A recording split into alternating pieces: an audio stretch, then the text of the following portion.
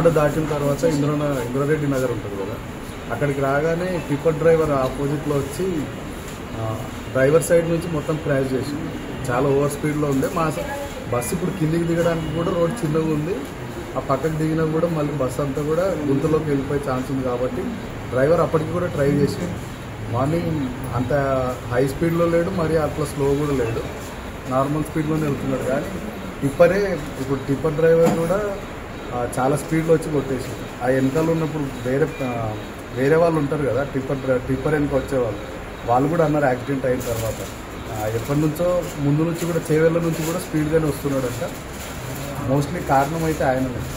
ఒకవేళ టిప్పర్ కనుక ఎంటీ లోడ్తో ఉంటే మోస్ట్లీ ఈ చనిపోయిన వాళ్ళ సంఖ్య తగ్గేదేమో.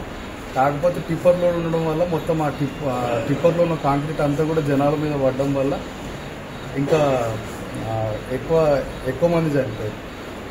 ఒకవేళ టిప్పర్ ఎంటీ ఉంటే కనుక ఓన్లీ ఇంజరీస్ అయ్యి కొంతమంది హాస్పిటల్లో అడ్మిట్ అయ్యేవారు. నేను 6th సీట్లో ఉన్నా, నా పక్కన రైట్ సైడ్లో డ్రైవర్ వెనకాలే ఉన్నా 6th సీట్లో. నా పక్కన ఉన్న ఆయన చనిపోయిండు. ఇప్పుడు 3 అక్కచెల్లెలు అని చెప్తున్నారు కదా, ఆ 3 అక్కచెల్లెలు కూడా నా ముందు సీట్లోనే ఉంది. పాపం తను కూడా మార్నింగ్ ఒక 10 minutes లేట్ వచ్చింది బస్సు. ఒకవేళ 10 నిమిషాల ముందు వస్తే తన బతికేదే. అదేదో ఆ టైంలో నాకు మెలకు వచ్చి నేను ఏదో తప్పించుకొని బయటికి దూకినాక కండక్టరు ఒక చిన్న పిల్లాడు ఇంక కొంతమంది అరుస్తుంటే నేను ఇంకొక ఆయన కలిసి అద్దాలు బలగొట్టినాము. ఆ కండక్టర్ని బయటికి లాగినాం. అట్లా కొంతమందికి కూడా సాయం చేసి బయటికి లాగినాం.